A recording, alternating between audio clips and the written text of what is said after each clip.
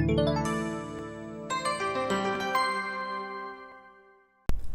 this is Rick with Social Good Software. In this short video demo, I'm going to be sharing with you how you can use the new continuous scanning option on the app with a physical scanner like this one.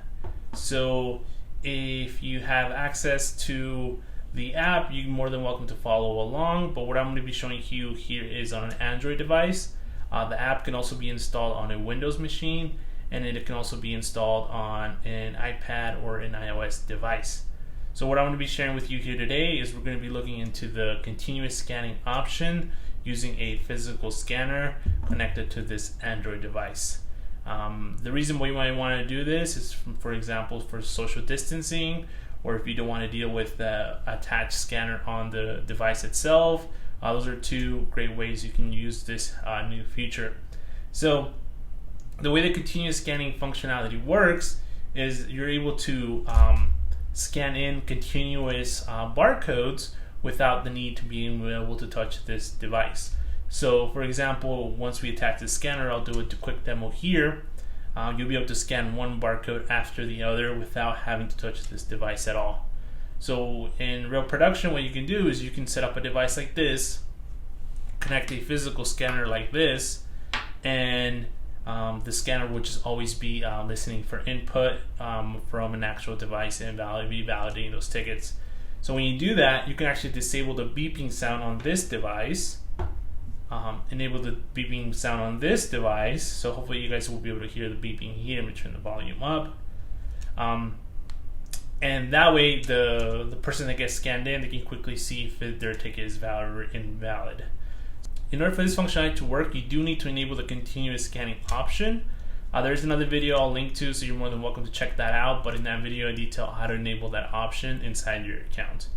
So what I'm going to do here is we're going to connect the actual physical scanner here into our Android device here. So let me show you really quick what it looks like. So this is just a standard USB cable, nothing special here.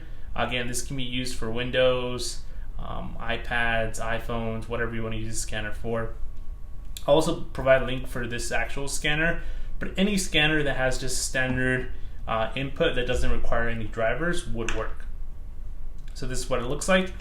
For our Android phone, we do need a little adapter here from USB to USB-C, and this adapter is the one we're going to be using to attach this scanner to our actual device. There's no other power required for this scanner. This is just standard USB scanner.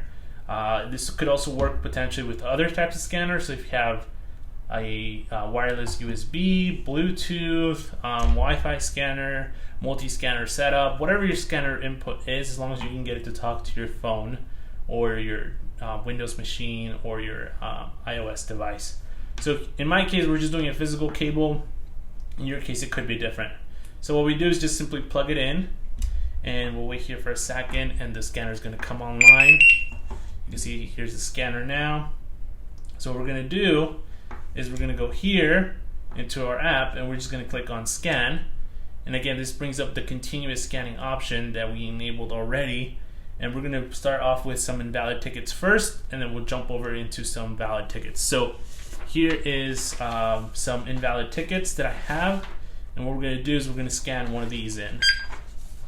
So it goes ahead and scans the value in, then it goes ahead and tells you that it's invalid.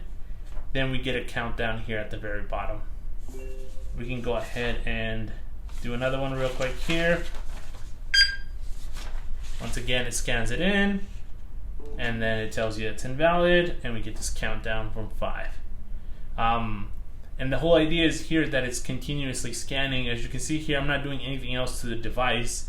The device itself outputs a sound, and it also goes ahead and tells us what happened. Then it goes back into the scanning option. So again, as you can see here, as I scan these in, I'm not doing any sort of touching to the device. The device itself is just going on this loop of constantly checking for barcodes. So you can do another one here. And there it is. So that's what that looks like. Let me show you now what it looks like with a valid barcode. I showed you those two invalid ones. Now this is actually the valid one. So again, it's still listening for input. So what I'm going to do here is I'm going to grab my valid ticket, scan this in, and that one was valid, and we get this little sound, and we get the countdown. So that's how that option works. Again, this is the valid one, and there it goes. So that's how the continuous option works. At any time, you can just simply click the back arrow here, and it takes you back to the home screen. You can see your valid and invalid scans here. You can go back and click scan, and you're able to actually go ahead and start scanning in more barcodes that are actually valid. So that's going to go ahead and do it here for me.